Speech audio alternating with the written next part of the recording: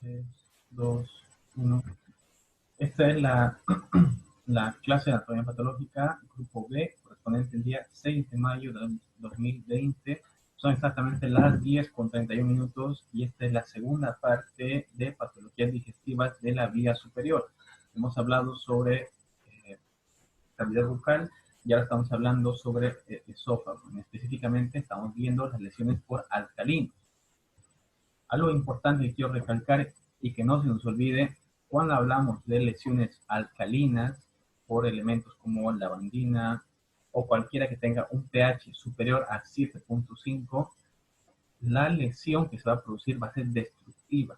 Hablamos de necrosis licuefactiva. Quiero que se acuerden bien de eso. Si lo estoy repitiendo 3 veces es por algo. ¿Bien? En cambio, cuando hablamos de lesiones por ácidos, nosotros pensamos que es mucho peor. Pues, créanme que no es tanto. Cuando hay contacto con un ácido, cualquiera que sea menor de un pH de 6, hablamos de un pH de 2, 4, de 3 también, la necrosis que se va a producir va a ser necrosis coagulativa. ¿Pero qué es esto? Vamos a recordar rápidamente. Cuando hablamos de necrosis coagulativa, se refiere a que se forma, todo el tejido va a morir inmediatamente, pero la célula no se va a perforar. La mucosa se solidifica inmediatamente y crea algo llamado escara, una especie de cicatriz encima, como una especie de... Es una escara, es una cicatriz. Hasta cierto punto eso es beneficioso porque significa que va a estar lesionada solamente la capa superficial, la mucosa o quizás la submucosa, pero no se va a afectar las demás capas como la muscular, las vasculares o la serosa. Bien, esto se da justamente porque es tan rápida la muerte celular que no le da tiempo a perforar membranas, no le da tiempo a nada, simplemente es como su nombre lo dice, como si se coagulara ese tejido. Bien. Eh, ¿Esto en qué cierto punto es beneficioso? Pues da tiempo de realizar un lavado, puede ser en este caso, da tiempo también de inactivar al ácido. Sin embargo, no nos olvidemos que la necrosis coagulativa es muerte celular. Cualquier tipo de necrosis habla de muerte. Estas lesiones, por lo general, van a producirse en la parte superior y en la curvatura inferior. Tienden a producir contracciones excesivas y a veces el mismo paciente se autoinduce el vómito después. Bien, esto suele ser, en este caso sí, muy negativo porque la lesión, si bien al bajar lesiona, va a lesionar más al subir. Clínicamente, el paciente en la fase inicial va a sentir sensación de quemaduras o de calor a nivel esofágico y a nivel del epigástrico. Cuando pasan las 24 a 48 horas, pueden pasar dos cosas. Si la ingesta era mínima, el tejido se va a regenerar por sí solo, toda la escara se va a perder y por abajo se regenera, en el caso bueno. Sin embargo, si la ingesta es masiva y hay sobrecolonización bacteriana, en este caso va a haber peligro. Bien, lo que puede llegar a pasar es una peritonitis o una mediastinitis tremenda. En este caso que estamos viendo la imagen, ¿qué es lo que ha sucedido? Bueno, desafortunadamente ese tejido muerto no ha dado tiempo a que se regenere, sino que ha empezado a sobrecolonizarse por bacterias. Y de pasar de necrosis coagulativa, pasa a ser una gangrena. Este es el peligro de este tipo de lesiones, que son traicioneras. Las primeras 24 horas es terrible el dolor, pero el paciente después de 24 horas suele sentir cierta mejoría.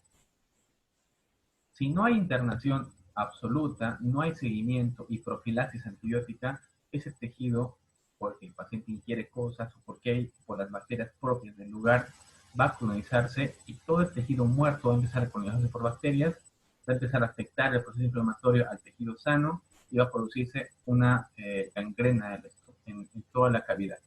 Bien, esta gangrena, en este caso, por ejemplo, la imagen, fíjense, abarca desde esófago, mesenterio y hay también lesión a nivel visceral. Es masiva. Esto puede conducir a un shock séptico en el paciente y posteriormente muerte. Bien, entonces lo que hemos aprendido aquí, número uno, es que las lesiones alcalinas son mucho más peligrosas y son una emergencia totalmente. Las quemaduras por ácidos, si bien son aparatosas, son muy dolorosas, nos dan un poco de tiempo y tienen mejor pronóstico en el paciente. Obviamente, no es lo mismo ingerir un ácido diluido que un ácido directo. Bien, entonces, bueno, hay que medir también eso, ¿no?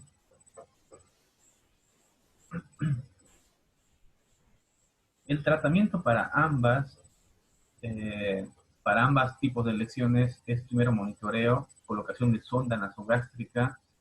eh, no se induce el vómito, cuando ustedes tengan la emergencia en el medio, no hay que inducir el vómito. Y un error que normalmente solemos cometer es darle leche al paciente para anular el ácido.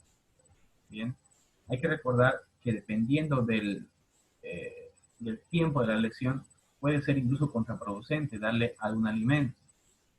En el caso de las quemaduras por ácido, si la ingesta es inmediata, es decir, en los 5 minutos anteriores, se puede dar un poco de leche para anular el acidez. Pero si pasa los 10 o 15 minutos, ya no hay que darle nada de comer. ¿Bien? Nada de ningún líquido, ni agua, ni vinagre, ni leche, ni nada, porque vamos a empeorar más el cuadro. Vamos a inducir un vómito, ¿bien?, que va a empeorar mucho más. Tanto la entrada como la salida va a doler bastante. Lo segundo es, obviamente esto tiene que hacerse por endoscopía para valorar la lesión. Si es muy grave, se reacciona quirúrgicamente o se hace una limpieza quirúrgica de esto. Nosotros, en la emergencia, nuestro tratamiento es simplemente sintomático, mantener sin hospital del paciente, manejo del dolor, volumen si hace falta, y finalmente, bueno, derivarlo con el especialista que es quien hace.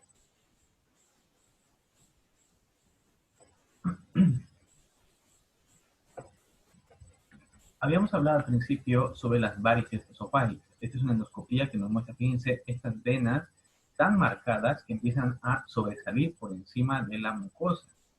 Son venas gruesas y se da justamente porque en el proceso cirrótico la sangre no puede entrar por las vías naturales a nivel de las venas de gran calibre.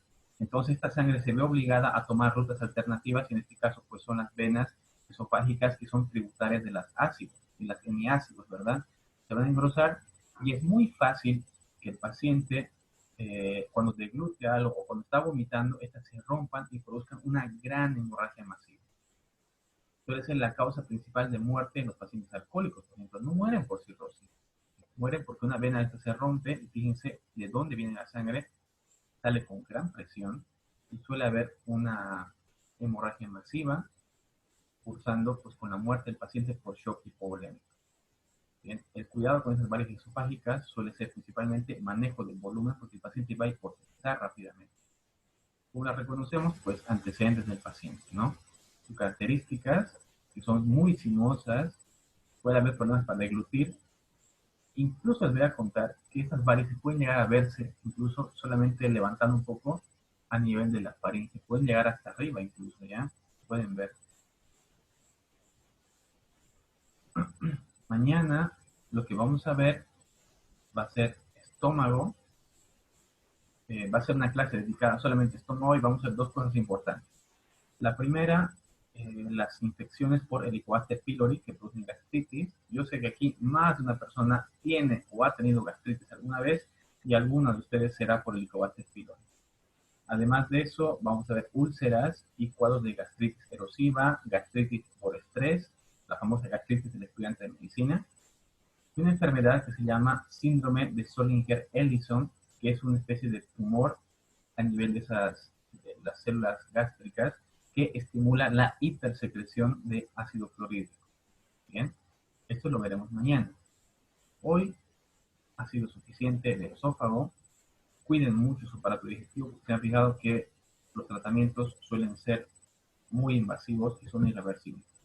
Antes de acabar, ¿alguien tiene alguna pregunta, alguna duda, algún comentario?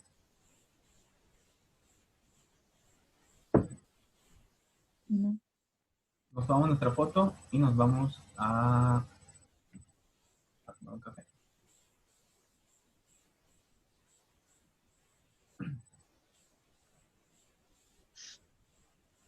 No sé si será mi impresión, no solamente en esta materia y en otras, pero cada vez veo más mujeres que hombres. ¿Es más? Medicina está volviéndose una carrera de puras chicas, ¿no? Bien. Me da gusto verlos. Tengo práctica con un grupo dentro de un rato, creo, ¿no? ¿Sí?